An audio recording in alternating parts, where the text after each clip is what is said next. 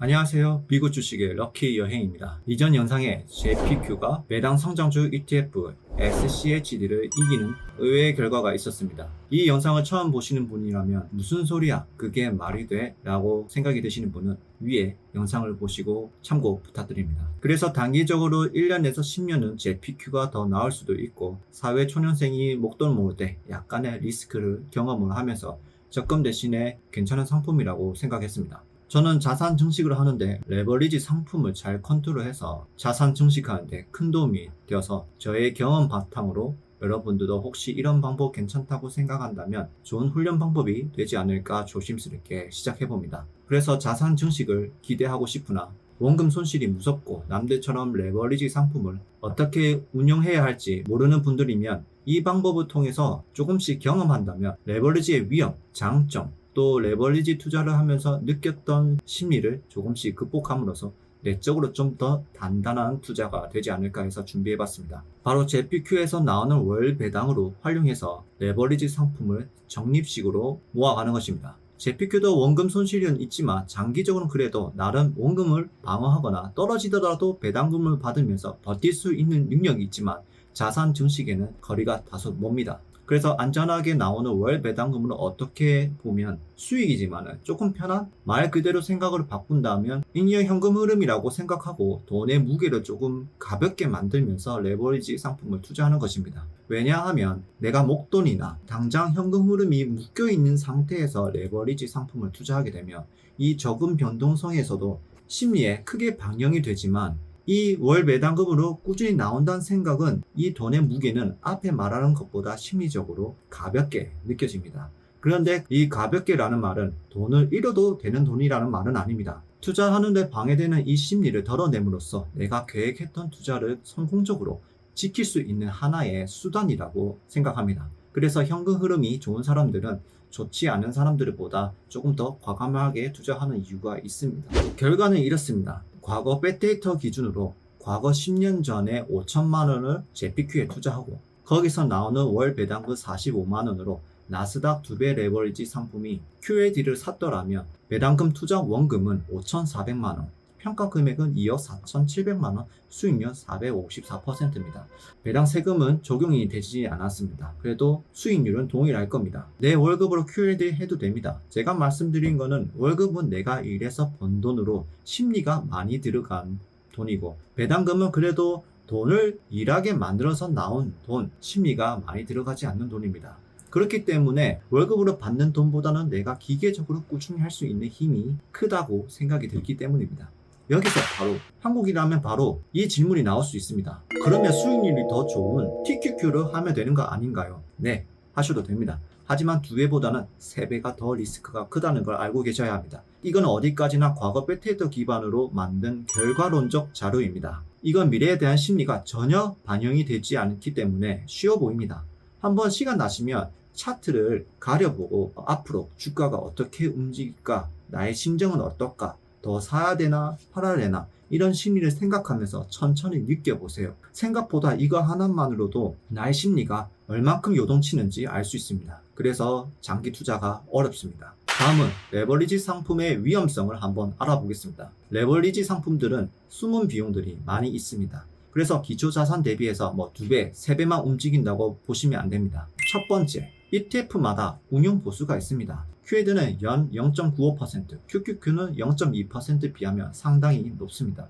하지만 이런 생각도 들 겁니다. 연 1%면 그래도 큰 수익을 얻는데 할만하네. 이 정도는 저도 그렇게 생각합니다. 내가 주식을 편안하게 사기 위한 비용이라고 생각합니다. 하지만 금액이 커지면 커질수록 상당합니다. 우리가 부동산 대출이 1% 올라가면 난리를 치지 않나요? 당장 내가 투자 금액을 생각하지 마시고 비슷한 기준으로 보시면 좋을 것 같습니다. 두 번째, 스왑 이자입니다. 이 자료는 프로쉐어스에서 제공한 QAD 스왑 이자입니다. 24년 5월 31일 기준으로 현물은 75%, 스왑 비율은 115%, 선물은 10%입니다. 한마디로 200%에서 75%만 보유하고 빌린 돈은 115%라는 말입니다. 24년 9월 26일 QAD 내역을 한번 볼까요? 스왑 비율이 114.5%로 거의 동일하게 유지하고 있네요. 다음은 한국인들이 사랑하는 TQQ 스왑 이자입니다. 24년 5월 30일 기준 현물은 41%, 스왑 비율은 247%, 선물 12%, 300% 중에 주식은 41%만 보유하고 나머지는 247%를 빌린 돈입니다.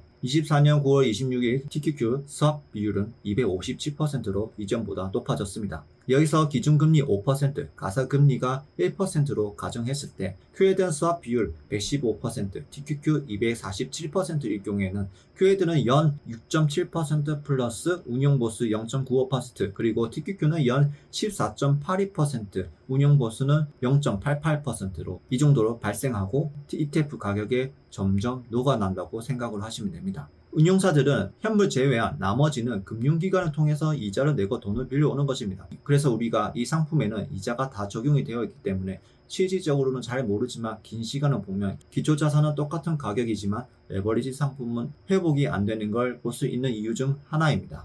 세 번째, 변동성 끌림입니다.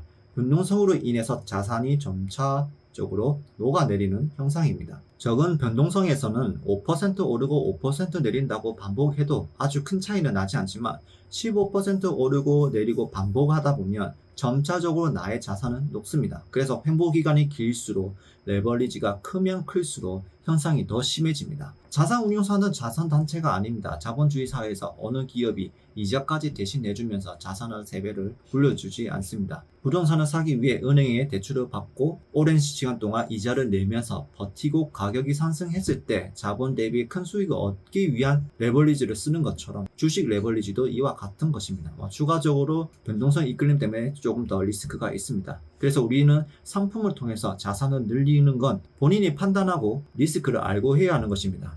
그러면 이 상품을 하지 말아야 하는 건가? 아닙니다. 저는 QA들을 꾸준히 모아가는 것을 보여주고 싶습니다. 그래서 내년부터는 JPQ 배당금을 통해서 QA들을 사는 모습을 보여드리고 레버리지 투자를 하는 동안 여러분들도 같이 이어나가실 분이 있다면 함께 자산을 증식하는 모습을 보여드리고 싶습니다. 물론 실패할 수도 있습니다. 나스닥이 과거와 다른 방향으로 간다면 말이죠. 저도 그 경험을 아직 겪지 못했습니다. 하지만 그 리스크를 감당하고 진행할 것입니다. 그래서 실패할 수도 있지만 저는 이렇게 생각합니다. 나스닥은 신이다. 그러면 실패할 수 있는 경우가 어떤 것이 있을지 우리가 생각을 해봐야 됩니다. 최악의 경우 바로 닷컴 버블입니다. 리먼 사태와 같은 아주 긴 시간 동안 하락장이 생기고 장기적으로 횡보할 때입니다. 사실 이때 꾸준히 더 모아간다면 결과론적으로는 성공합니다. 하지만 이 기간 동안에 이겨낼 수 있는 힘이 바로 현금인데 레버리지 상품의 성공 가능성에 대한 편향적인 사고를 갖고 가기에는 너무 위험하기 때문에 JPQ의 배당금으로 꾸준히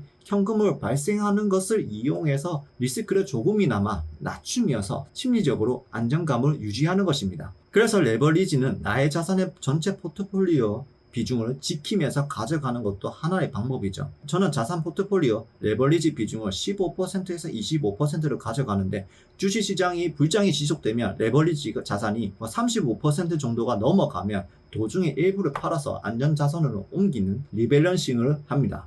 그래야만 안정적인 투자를 계속 이어갈 수 있습니다. 이런 부분도 하나씩 다 느끼면서 진행을 하고 싶습니다. 이번에 준비하면서 다른 유튜버와 다르게 접근하는 것이고 저 역시 첫 시도이기 때문에 혹시 저의 투자 방법을 지적하고 싶으신 분들 언제든지 댓글 부탁드립니다. 소중한 의견은 언제나 저의 성장에 큰 도움이 됩니다. 여러분도 미국 주식의 럭키 여행이 될 수 있도록 열심히 노력하겠습니다. 구독과 좋아요 부탁드립니다.